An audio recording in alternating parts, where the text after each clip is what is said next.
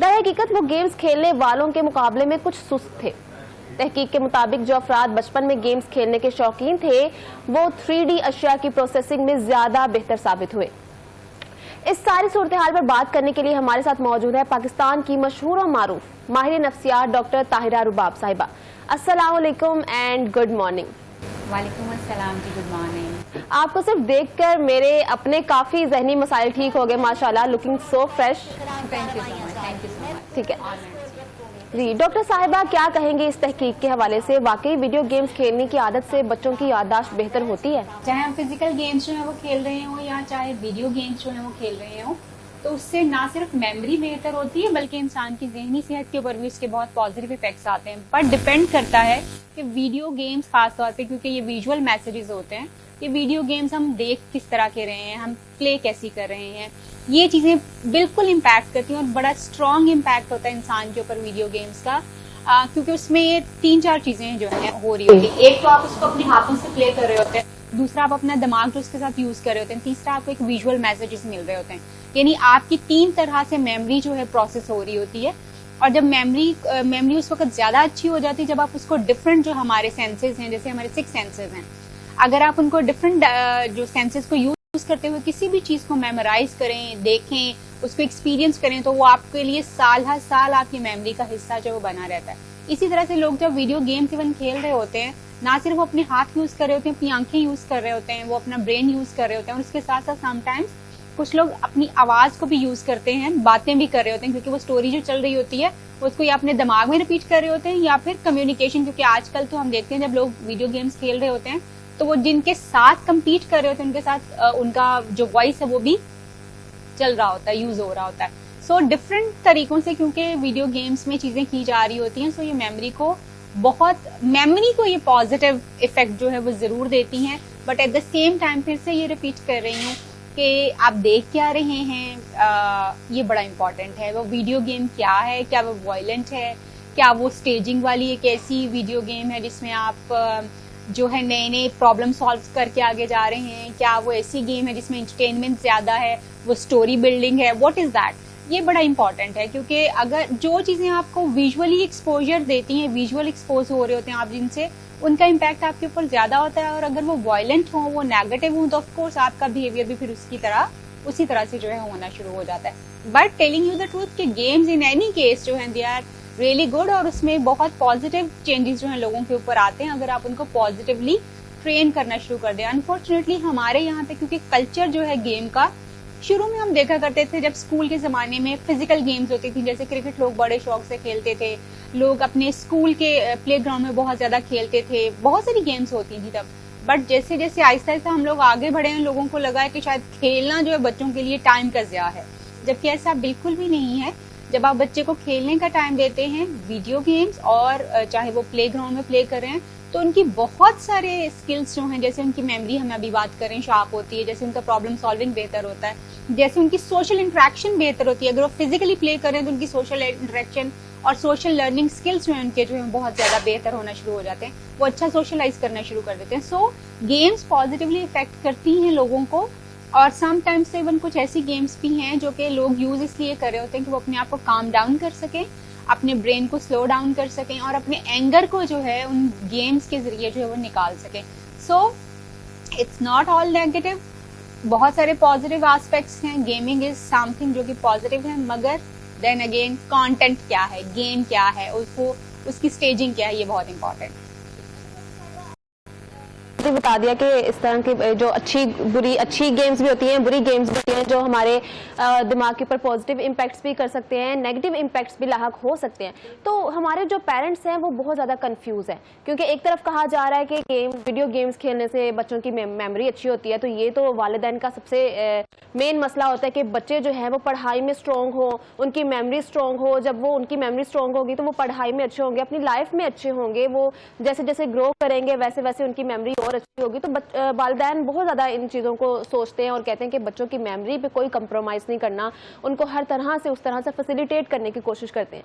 तो वो इस लिहाज से बहुत ज़्यादा कंफ्यूज रहते हैं कि गेम्स जो है अब उनको नहीं पता, क्योंकि उनके ज़माने में गेम्स होती नहीं थी, फ़ोन्स होते नहीं थे। उनके ज़माने में वो फिज़िकल एक्टिविटीज़ करते थे, फिज़िकली गेम्स खेलते थे और वो ज़्यादा बेहतर होती थी क्योंकि हम फिज़िकली एक्टिव रहते थे। तो गेम्स के दरमियान भी डिफ्रेंशिएट करना बहुत मुश्किल हो गया। उनके लिए क्या कहेंगी आप?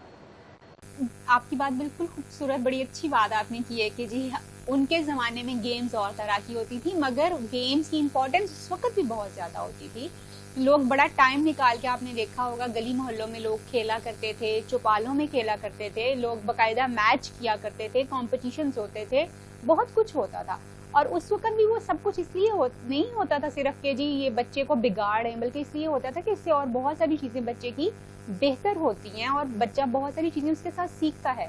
ऑफ कोर्स पेरेंट्स अभी कंफ्यूज इसलिए हैं क्योंकि हमारे यहाँ पे जब हम इंटरनेट को ब्राउज करते हैं तो हर तरह का मटेरियल हमारे सामने आ जाता है।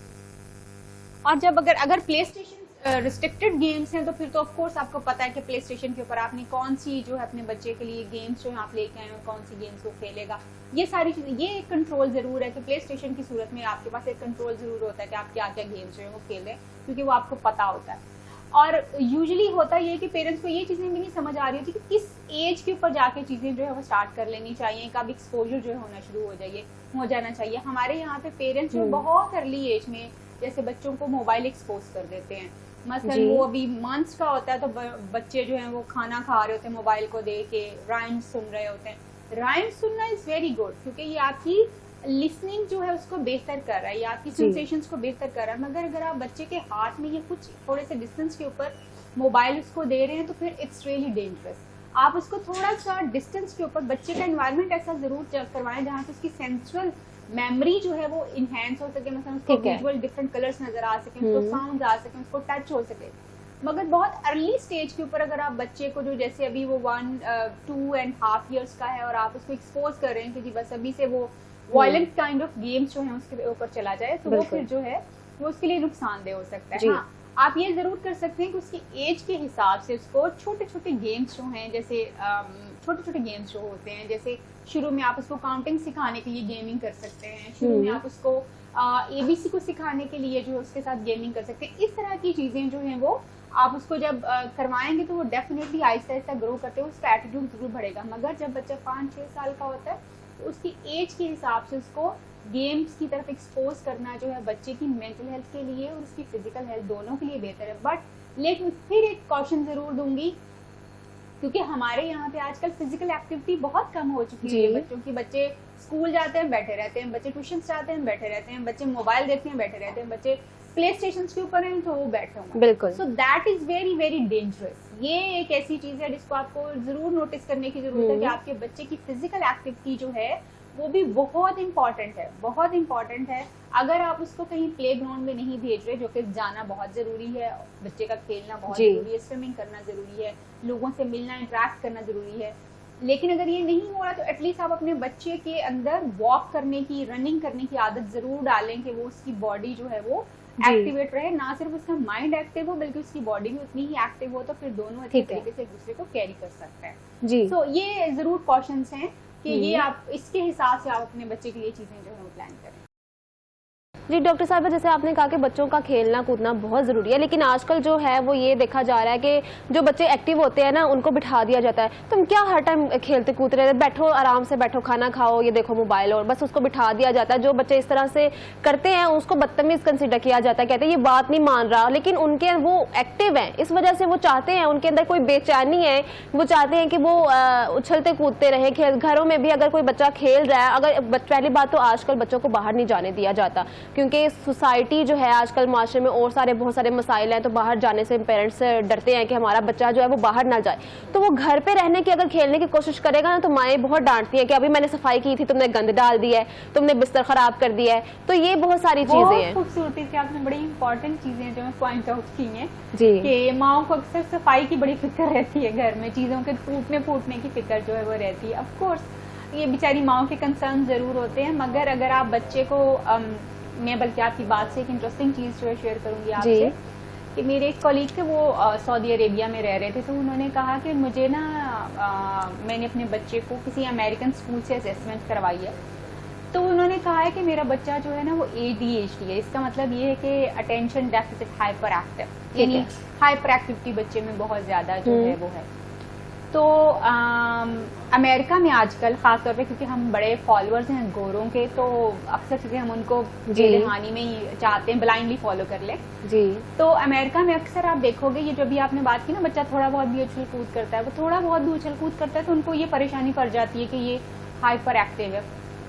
जैसे मैंने अभी बताया कि उन्होंने कहा कि मेरे बच्चे को उन्होंने हाइपर एक्टिविटी का जो है वो लेबल लगा दिया कि मेरा बच्चा हाइपर एक्टिव है, और जब मैंने उसको असेसमेंट किया तो वहाँ पे कोई हाइपर एक्टिविटी नहीं थी। बच्चों की एनर्जी वैसे ही आम लोगों से, अडल्ट से थोड़ी सी ज्यादा होती है, उनके अंदर जितनी ज्यादा एनर्जी होती है उसके हिसाब से अपनी बॉडी को यूज भी कर रहे होते हैं और उनको खेल कूद की जरूरत होती है। अगर आप बच्चों को अलाउ नहीं करते तो वो फिजिकल एक्टिविटीज कर सकें या अपनी एनर्जी को कंज्यूम कर सकें, तो ऑफकोर्स वो एनर्जी उनके अंदर ही जो है वो स्टोर होना शुरू हो जाती है। स्टोर होने का मतलब ये है कि वो कहीं पे निकाल नहीं सकते और अल्टीमेटली वो एंगर में कहीं ना कहीं जो है या टेंट्रम्स में वो कहीं ना कहीं कन्वर्ट होती है। अगर आप चाहते हैं कि आपके बच्चे की एनर्जी पॉजिटिवली चैनलाइज हो सके तो उसको खेल कूद में, उसको उसकी फिजिकल एक्टिविटीज में जो है वो जरूर इन्वॉल्व करें, ताकि बच्चा जो है अपनी एनर्जी को पॉजिटिवली चैनलाइज कर सके। और कॉशियस रहिए, बच्चा, उसकी एनर्जी आपकी एनर्जी से बहुत ज्यादा, आपने देखा होगा आपको नींद आ रही होती है मगर बच्चा उसको कभी उछल कूद कर रहा होता है, उसकी एनर्जी बहुत ज्यादा होती है। बिल्कुल। तो उसकी उस एनर्जी को देखते हुए बी केयरफुल कि आप अपने बच्चे को जो है, जैसे मैंने कहा अमेरिका में आजकल थोड़ा सा भी बच्चा उछल कूद करता है तो जिसको हाइपर एक्टिविटी का एक लेबल जो है वो लगा दिया जाता है। और ऑनेस्टली मैंने इतने लोग देखे, मुझे तो ऐसा लगता है जैसे हाइपर एक्टिविटी जो है वो अमेरिका का एक नॉर्मल चीज बनती जा रही है ऐसा, क्योंकि हर बंदे को वहाँ पे वो हाइपर एक्टिविटी जो है ADHD का जो है डायग्नोसिस देके उसको लेबल कर देते हैं इस तरह से।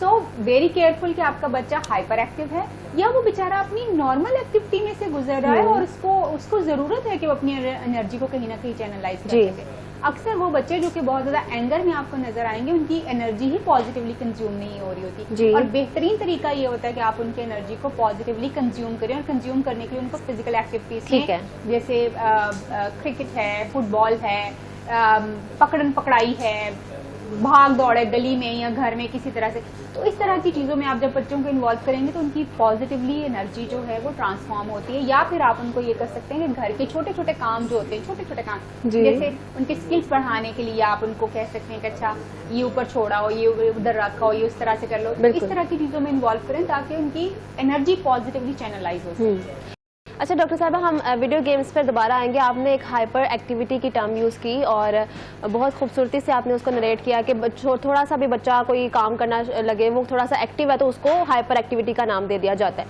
तो बताइएगा इसको हम डिफ्रेंशिएट कैसे करें कि कौन सा बच्चा हाइपर एक्टिविटी का शिकार है और कौन सा नॉर्मल है? लेकिन जो बच्चे जो है ना मसलन हाइपर, जब हम ADHD की बात करते हैं तो कुछ चीजें बड़ी प्रोमिनेंट होती हैं, और वो प्रोमिनेंसी ये है कि बच्चे की अटेंशन में भी फर्क होता है, यानी वो अपने एक काम को टिक के बैठ के 2-3 मिनट से ज्यादा नहीं कर सकता, उसको इधर उधर उसका ध्यान जो है वो जाना शुरू हो जाता है, उसका फोकस फौरन इधर उधर जाता है। जब वो बैठता है तो अपनी टांगों को बस मसलसल हिलाता रहता है, और फिर उसके साथ साथ जो है इसको भी पकड़, उसको भी पकड़, उसको भी पकड़, वो हर चीज की तरफ उसका जो है ना वो ध्यान जो है वो हो रहा होता है, वो सुकून से नहीं होता। मसलन उसने उठ के बस चलते फिरते रहना, चलते फिरते बेचैनी है उसके अंदर, बिल्कुल बेचैनी होती है। और यही चीज फिर उसके स्कूल में भी नजर आती है, बहुत मिस्टेक्स होंगी, काम टाइम से नहीं कंप्लीट होगा बच्चे का, और वो एक लफ्ज लिख लेगा फिर इधर उधर देखना शुरू, उसकी डिस्ट्रैक्शन बड़ी इजीली हो जाती है जी, और वो भागता दौड़ता बहुत आम बच्चों से थोड़ा सा वो ज्यादा होता है। और वो भाग दौड़ वो इसलिए नहीं होती कि वो शरारतें कर रहा होता, वो इसलिए होती है कि उसकी बॉडी के अंदर एक चीज ही ऐसी चल रही है कि वो इस तरह से कर रहा होता है। सो जिन बच्चों को, नॉर्मल बच्चे तो ये भी होते हैं क्योंकि इनको बस थोड़ी सी सपोर्ट की जरूरत होती है, तो ये भी सारी चीजें इनकी मैनेज हो जाती हैं, ठीक है। लेकिन वो बच्चे जो कि थोड़े से कम हाइपर एक्टिव होते हैं, आप उनकी अटेंशन कंसंट्रेशन देखेंगे कि वो जो काम आप उनको कह रहे हैं वो गिवन टाइम में कर लेते हैं और अपने टास्क को फॉलो किए रखते हैं। हर वक्त उनकी टांगें जो वो मूव नहीं कर रही होती, या हर वक्त वो इस चीज को भी छोड़ो, इसको भी छोड़ो, इसको भी छोड़ो, वो उतना तेज नहीं करते, करते वो भी है लेकिन उतना तेजी नहीं होती जितनी के हाइपर एक्टिव बच्चे के अंदर जो है वो होती है। और इसके अलावा जो उनकी टेंशन थोड़ी सी बेहतर रहती है, और जो है वो थोड़ा सा एनर्जी और एंगर उनका थोड़ा सा यानी वो कहीं ना कहीं उनकी बस भी हो जाती है, थक भी जाते हैं बच्चे, बैठ भी जाते हैं, बैठ के भी प्ले करना शुरू कर देते हैं। मगर वो जो बच्चे अटेंशन डेफिसिट के साथ आते हैं उनमें ये मसला होता है कि वो बैठ के प्ले नहीं कर पाते या बैठ के ऑर्गेनाइज नहीं करके चीजों को कर पाते। उनकी मसला है इस चीज के ऊपर कि वो ऑर्गेनाइजेशन नहीं प्रॉपर हो पाएगी, अटेंशन पूरी जो है वो नहीं दे पाएंगे, तो इसलिए उनको हेल्प की जरूरत होती है। मगर जब उनको हेल्प मिलती है तो वो भी बहुत बेहतर, और क्योंकि इनमें से बहुत सारे बच्चे हाईली इंटेलिजेंट होते हैं तो वो भी बहुत बेहतर परफॉर्म जो है वो करना शुरू कर देते हैं। डॉक्टर साहिबा, जैसे हाइपर एक्टिवनेस की हम बात कर रहे हैं, तो ये इसकी वजह क्या है, इसका रूट कॉज क्या है कि बच्चे के अंदर इतनी ज़्यादा हाइपर एक्टिवनेस आती कहाँ से है? आमतौर पर देखा जाए बच्चा फ़ोन जब यूज़ करता है ना, तो उसके अंदर हमने सुना है कि चिड़चिड़ापन बहुत ज़्यादा आ जाता है बच्चों के अंदर। और वालिदैन को अगर हम देखें तो नॉर्मली अगर मैं घरेलू एग्जाम्पल दूँ तो नॉर्मली अगर बच्चे एक तरफ बहुत ज़्यादा हाइपर एक्टिव बच्चा है, दूसरा नॉर्मल बच्चा है जो आपने कहा कि वो थक भी जाता है, बैठ भी जाता है, वो आम दूसरे हाइपर एक्टिव बच्चों की निस्बत उतना तेज़ी से, उतना बेचैन नहीं होता।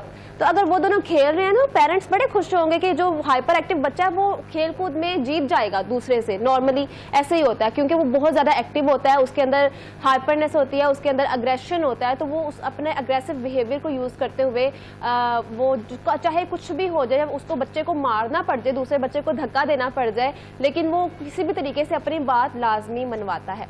तो ये बच्चे, पेरेंट्स जो है इसके हवाले से ये चीज़ें देख के खुश होते हैं कि हमारा बच्चा एक्टिव है। तो बताइएगा ये अच्छी बात है या बुरी बात है हाइपर एक्टिव होना? हाइपर एक्टिव होना जो है ऑफ कोर्स ये एक मसला है बच्चे का। हाइपर एक्टिव होना इज रियली गुड, मगर हाइपर एक्टिव होना बच्चे का मसला है। ये एक साइकोलॉजिकल मसला है जिसके ऊपर एक्चुअली काम करने की जो है वो ज़रूरत होती है। और वो ये नहीं है कि वो जैसे जैसे बड़ा होता जाएगा वो खुद ब खुद ही ठीक हो जाएगा, वो खुद ब खुद ठीक नहीं हो सकता। जबकि जो बच्चा एक्टिव होता है वो जैसे जैसे बड़ा होता जाता है उसकी अटेंशन कंसंट्रेशन मजीद इंप्रूव करती जाती है, चीज़ें उसकी बेहतर हो जाती हैं, वो ऑर्गेनाइज होना शुरू हो जाता है। मगर वो बच्चे जो कि हाइपर एक्टिवनेस के साथ होते हैं, अगर उनको बेहतर तौर पे हेल्प ना दी जाए और उनको गाइड ना किया जाए तो विद पैसिंग डेज उनकी चीज़ें ख़राब होना शुरू हो जाती हैं।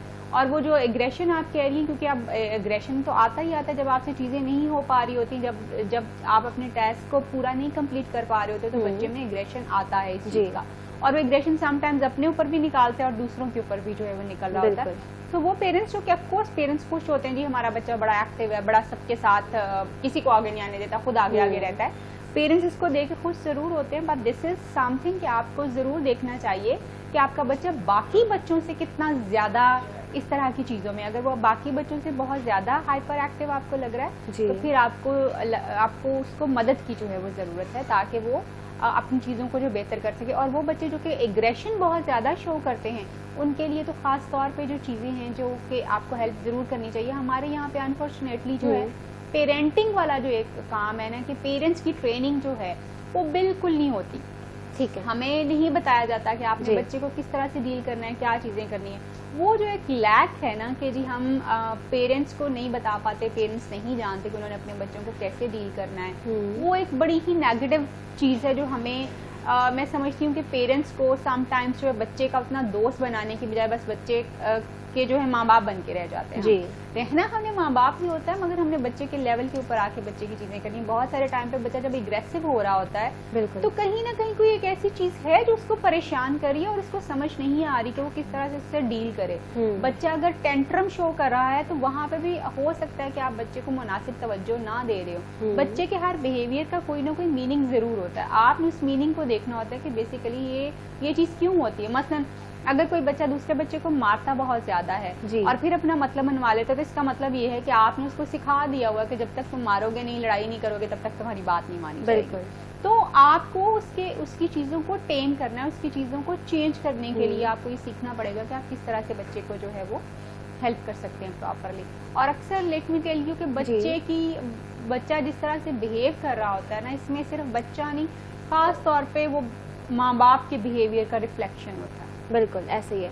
बहुत खूबसूरत बात की आपने डॉक्टर साहिबा। वैसे तो आप ये सब बताने के लिए फीस चार्ज करती है, लेकिन हम ये पूछना चाहते हैं अपने नाजरीन के लिए कि हाइपर एक्टिवनेस या हाइपर एक्टिव कोई बच्चा है तो वो क्यों है और इसका सॉल्यूशन क्या है?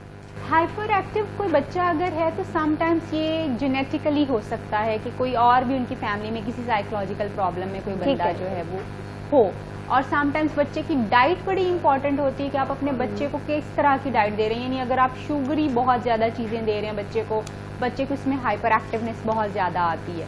और शुगर जो है वो बच्चों में हाइपर एक्टिवनेस इंड्यूस करती है। ये बड़ी इंपॉर्टेंट एक चीज़ है कि आपको ये देखना चाहिए कि आप अपने बच्चे को जैसे दूध में भी मीठा मिला दो, बच्चे को डोनट्स दे दो, बच्चे को केक दे दो, हर चीज़ हम मीठी मीठी मीठी उसको देते रहते हैं जो कि उसकी हाइपर एक्टिवनेस को बढ़ा देती है। तो कोशिश आपको पेरेंट्स करने की जरूरत है। सबसे पहले तो अपने बच्चे का रवैया जो है वो ऑब्जर्व कीजिए कि वो कितना डिफरेंट है बाकी बच्चों से।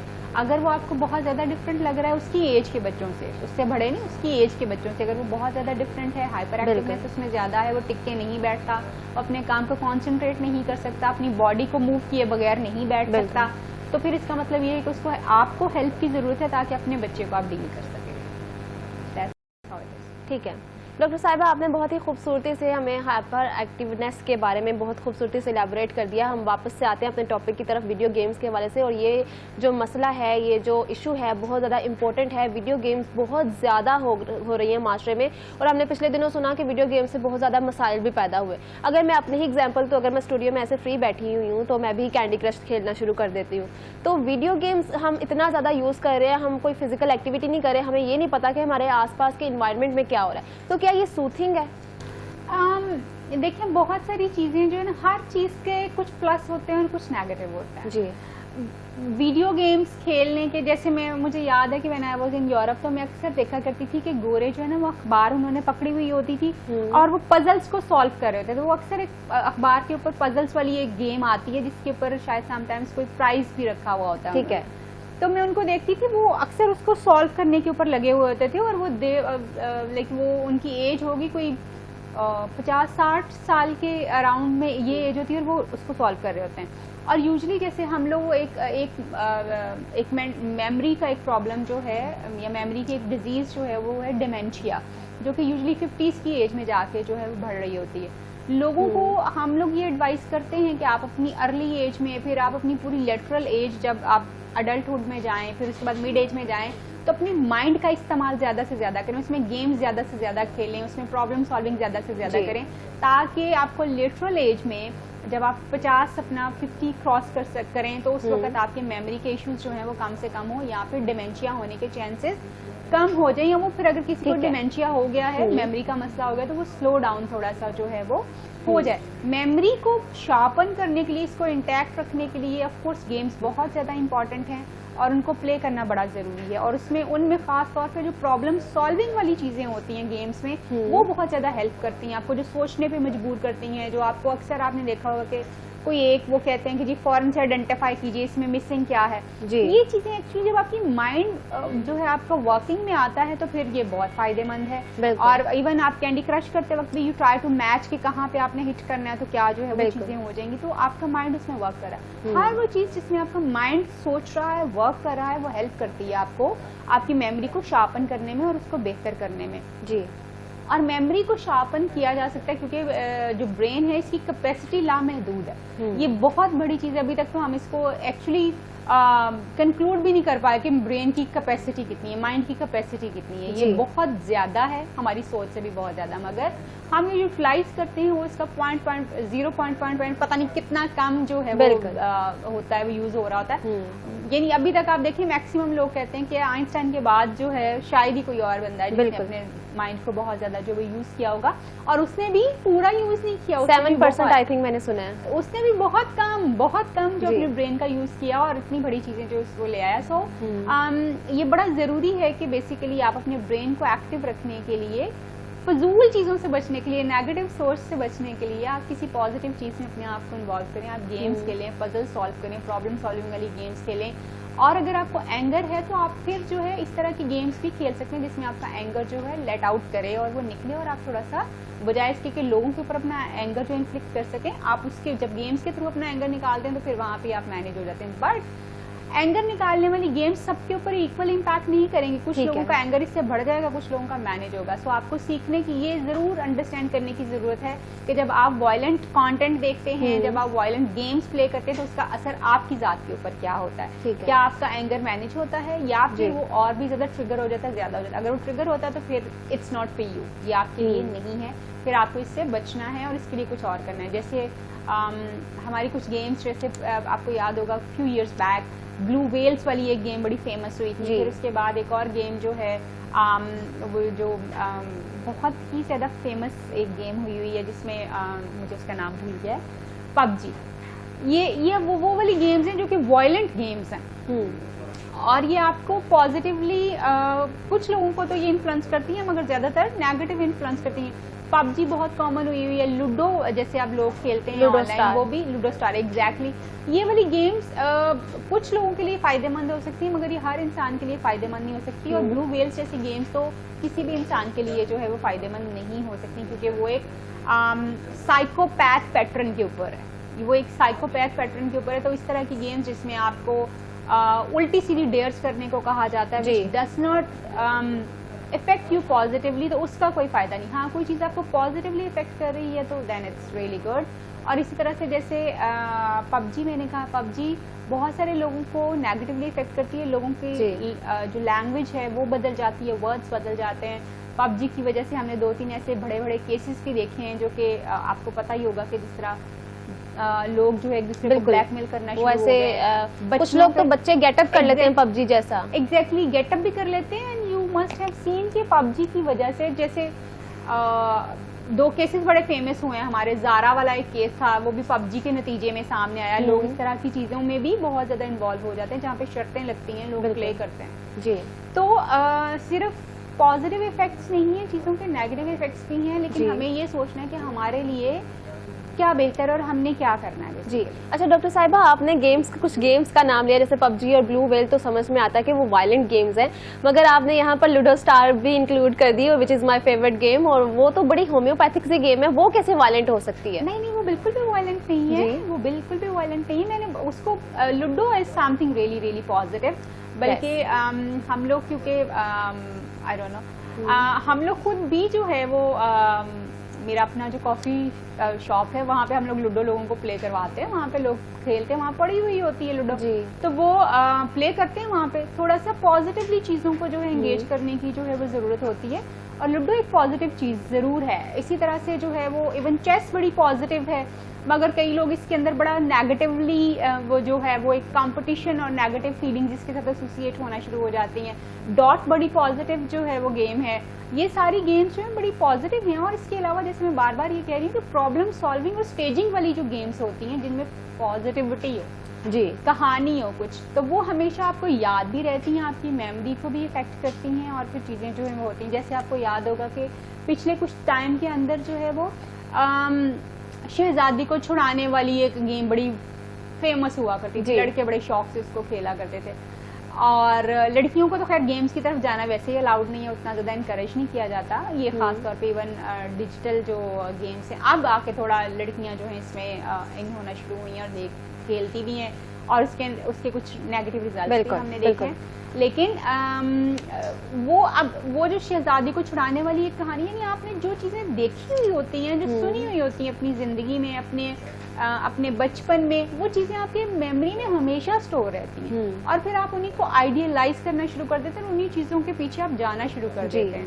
तो इसलिए बड़ा इम्पॉर्टेंट ये है कि आप जो कुछ भी खेल रहे हैं, सबसे पहले तो ऑफकोर्स ये प्राइमरीली पेरेंट्स की जिम्मेदारी है कि वो देख पाएं कि उनके बच्चे जो है क्या कंटेंट देखते हैं, क्या गेम्स खेलते हैं, किस तरह की चीज़ों में वो इन्वॉल्व हैं। और वो समझना कोई मुश्किल चीज़ नहीं होती। आपको अपने बच्चे के गेटअप से पता चल जाता है, आपको अपने बच्चे की लैंग्वेज से पता चल जाता है, ये सारी चीज़ें आपको पता चल जाती हैं कि आपका बच्चा किस तरह की कंपनी में बैठ रहा है, किस तरह की वीडियो गेम्स देख रहा है, किस तरह के जो है कंटेंट आजकल उसके रीच में है, तो वो चीज़ें आपको पता चल जाती हैं, और फिर आप उसको जो है मॉनिटर कर सकते हैं। लेकिन जब आप थोड़े से अडल्ट होते हैं तो फिर आपको ये फोकस करना बड़ा ज़रूरी है कि आप किस तरह की चीज़ें जो है देख सकेंगे। मुझे याद है कोई एक बच्ची जो है वो मेरे पास आई, शी वाज लाइक बड़े एक स्कूल से जो थी वो आई थी, और उसने मुझे आके बताया कि हम लोग जो है, मैं जो हूँ ना कहानियाँ बड़े शौक से पढ़ती हूँ, और वो कहानियाँ कैसी पढ़ती हैं कि जिसमें स्पाई वाली जो होती हैं, जितनी भी सस्पेंस वाली कहानियाँ होती हैं, and she was just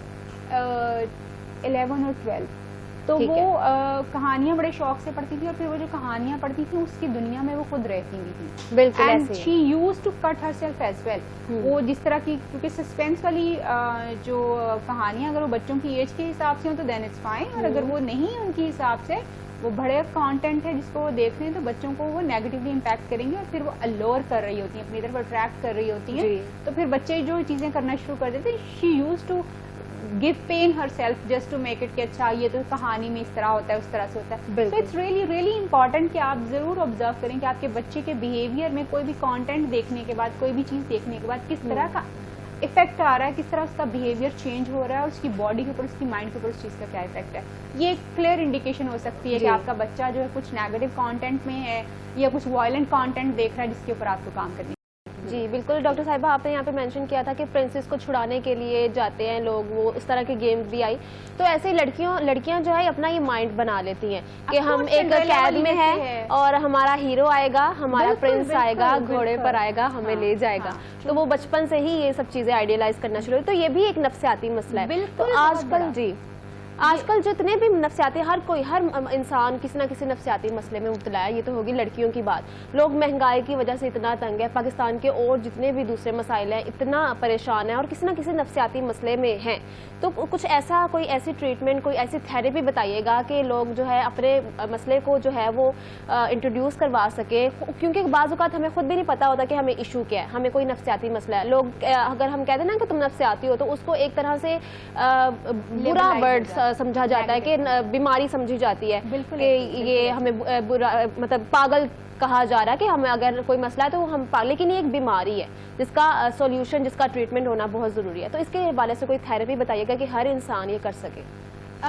basically जो हर इंसान कर सकता है वो सबसे आसान चीज़ ये है कि आप पॉजिटिव सोच सकते हैं। जब कभी भी आप नेगेटिव, क्योंकि बहुत सारी हमारी बीमारियां जो हैं, वो ज़हनी मसाइल जो हैं और हमारी ज़िंदगी के जो मसाइल हैं वो नेगेटिव चीज़ों से इवॉल्व होते हैं, और हमारी नेगेटिव सोच की वजह से जो है वो बनते हैं। एक चीज़ अगर आप अपने अंदर क्रिएट कर लें और वो चीज़ है बिलीव कि यस मैं ये कर सकता हूँ, मुझे ये करना है, मैं ये कर सकता हूँ, ये होगा, ये ज़रूर होगा, तो फिर आप देखेंगे कि आपकी एनर्जी किस तरह से बूस्ट करती है। लेकिन जब आप नेगेटिव थिंकिंग में चले जाते हैं, उस वक्त आपकी ज़िंदगी जो है ऊपर जाने की बजाय वो नीचे जाती है, आपकी एनर्जी जो है वो नेगेटिव हो जाती है, आप लो एनर्जी फील करते हैं और आपके मसाइल आपको बहुत बड़े लगना शुरू हो जाते हैं। मगर जैसे ही आप सिर्फ बिलीव करना शुरू कर देते हैं कि yes I can do this, मैंने ये करना है और ये होगा, तो फिर अल्लाह ताला की भी मदद आपके साथ होती है और चीज़ें जो होने, सिर्फ एक चीज़ आपने पॉजिटिव थिंकिंग बिल्कुल आपको हर मुश्किल से बाहर निकाल सकती है। बट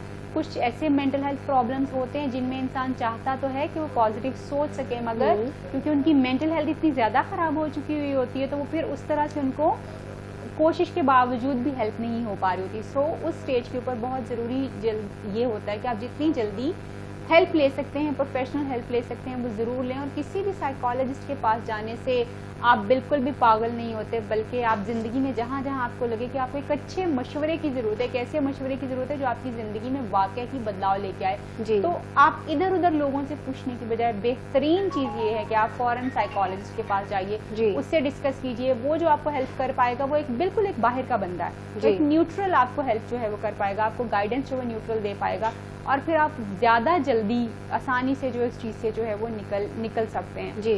कल मेरी एक क्लाइंट आई हुई, तो शी सेड कि मैंने अपने अब्बा ने मेरे ने कहा कि देखा, मैंने तुम्हें कहा था ना कि दोस्तों पे इतना ज़्यादा एतबार करके चीज़ों को जो है वो नहीं शेयर करते, क्योंकि बाद में वही प्रॉब्लम्स होने शुरू हो जाती हैं। तो शी सेड कि हाँ आप ठीक कह रहे हैं, लेकिन अब जब भी मुझे कोई मसला होगा तो मैं डॉक्टर तायरा के पास चली जाऊँगी, क्योंकि मुझे पता है कि मुझे वहाँ से मसले का हल फ़ौरन जो मिल सकता है। तो उसके अब्बा ने कहा हाँ ये महंगा तो मशवरा है, लेकिन ये बेहतर है, क्योंकि आप जब किसी साइकोलॉजिस्ट के पास जाते हैं, उसका आपके साथ कोई ताल्लुक नहीं होता, सिवाय इसके कि वो आपका थेरेपिस्ट होता है। उसने आपकी इन्फॉर्मेशन किसी को नहीं देनी होती, उसको आपके प्रॉब्लम या पर्सनल इन्फॉर्मेशन से कोई लेना देना नहीं होता कोई उसका, लेकिन सिर्फ उसको आपके मसले से गर्ज होती है कि उसने आपको हेल्प करना होता है। सो बेहतरीन चीज़ जो है वो ये है कि आप किसी प्रोफेशनल हेल्प को जितनी जल्दी अवेल कर सकते हैं ज़रूर अवेल कीजिए।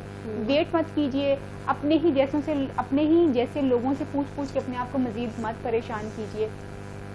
चीज़ों को जो है वो फ़ौरन से फ़ौरन उनके सोल्यूशन की तरफ जाना शुरू करें, क्योंकि प्रॉब्लम्स, एक और मुझे बात याद आ रही है इसी चीज़ से कि मेरा एक क्लाइंट आया तो उसने मुझे कहा कि मैडम ज़िंदगी कभी बेहतर भी होती है।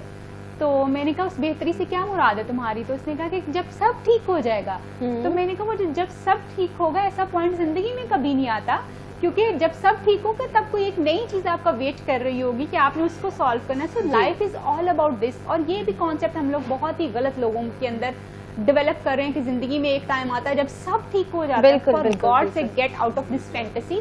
जिंदगी में कभी ऐसा टाइम नहीं आता जब सब ठीक हो जाता है। जिंदगी में चीजें बस आपको कंट्रोल करना आनी चाहिए, आपको मैनेज करना आनी चाहिए, आपको प्रॉब्लम सॉल्विंग स्किल्स होने चाहिए। जिंदगी कभी ऐसी नहीं होगी कि आपको लगे कि आप सब ठीक है, आप कुछ नहीं। जी ऐसा नहीं। हर वक्त कोई ना कोई एक चीज ऐसी जरूर मौजूद होगी और उसका मौजूद होना जरूरी है। बिकॉज अगर आप ये समझते हैं कि जी अब सब ठीक हो जाए और एक पॉइंट आए सब ठीक हो जाए, तो उस पॉइंट पे इंसान की जिंदगी में ही उसकी मौत वाक़या हो जाती है। क्योंकि जिंदगी को जो चीज़ चलाती है वो उसकी अप्स एंड डाउन्स हैं। वो आपको एक हर वक्त एक हिलजुल होना जिंदगी में और दिमाग में होना बड़ा ज़रूरी है, because it keeps you alive. और जब आप खुद देखें, आप एक कोई भी इंसान जब जॉब कर रहा होता है तो वो जब एक खास स्टेज के ऊपर पहुंच जाता है तो उसके बाद क्या होता है, वो स्टेज जो कि आखिरी स्टेज होती है उसकी जॉब की, उसके बाद रिटायरमेंट हो जाती है क्योंकि उसने वो अचीव कर लिया होता है। सो इसी तरह से अगर हम ये उम्मीद करते हैं कि जिंदगी में सब कुछ ठीक हो जाना चाहिए, सब ठीक हो जाए, तो वो भी हमारी मौत होगी। जी बिल्कुल। तो इसलिए हमें we have to keep going. और जिंदगी इस स्टेज से अगली स्टेज पे जाने के लिए ऑफ कोर्स हमें थोड़ा सा अपने कंफर्ट जोन से बाहर आने की जरूरत है, हमें थोड़ा सा डिफरेंट सोचने की जरूरत है। और एक बड़ी इंपॉर्टेंट चीज़ जो मैं अक्सर लोगों को कहती हूँ कि जब आप अपनी ज़िंदगी में एक्स्ट्रा ऑर्डिनरी चाहते हैं, आप चाहते हैं कि जी आपकी ज़िंदगी बड़ी बेहतर होनी चाहिए, सारा कुछ होना चाहिए, तो एफर्ट्स भी एक्स्ट्रा ऑर्डिनरी डालने की कोशिश करें, अपने कंफर्ट जोन से बाहर आके चीज़ों को करने की कोशिश करें। बिल्कुल। और अपनी ज़िंदगी में फ़न का एलिमेंट ज़रूर रखें, दोस्तों से मिलने जुलने का एलिमेंट ज़रूर रखें, ये आपको हेल्प कर। ठीक है डॉक्टर साहिबा, बहुत खूबसूरत तरीके से आपने पूरे टॉपिक को नरेट किया। और जैसे आपने बताया, ये बहुत खूबसूरत बात की कि जब मसले मसाइल हर जगह पर होते हैं और ये कभी ख़त्म नहीं होते। अगर आप चाहते हैं कि आपकी ज़िंदगी बिल्कुल ठीक हो जाए, नॉर्मल हो जाए, तो आप अपने कंफर्ट जोन में ही रहेंगे। जब हम अपने कंफर्ट जोन में रहेंगे, अपने आप को कैद कर लेंगे कि जी हमें कोई कुछ कहे ना, हमें बस घर में ऐसे मिलता रहे, तो आपकी ज़िंदगी वो भी एक मसला ही है कि जब आप अकेले रहेंगे, आपको कोई कुछ कहेगा नहीं, आप बाहर नहीं जाएंगे, लोगों से इंटरेक्ट नहीं करेंगे, कि हमें अब जॉब नहीं करेंगे जी बॉस डांटते हैं या कुछ इस तरह से करेंगे, चीज़ों से भागना, मसाइल से भागना शुरू कर देंगे, तो हम अकेले रह जाएंगे और फिर और डिप्रेशन का शिकार हो जाएंगे। तो ये भी एक और बहुत बड़ा मसला है। तो बहुत शुक्रिया डॉक्टर साहिबा आपके टाइम का, आपने बहुत ही खूबसूरत बातें की और होप सो के ये आज का जो टॉपिक था वो हमारी ऑडियंस तक बहुत अच्छे तरीके से डिलीवर हुआ हो। और अभी वक्त हुआ चलता है एक ब्रेक का, हमारे साथ रहिएगा, हम अगले सेगमेंट में मिलते हैं।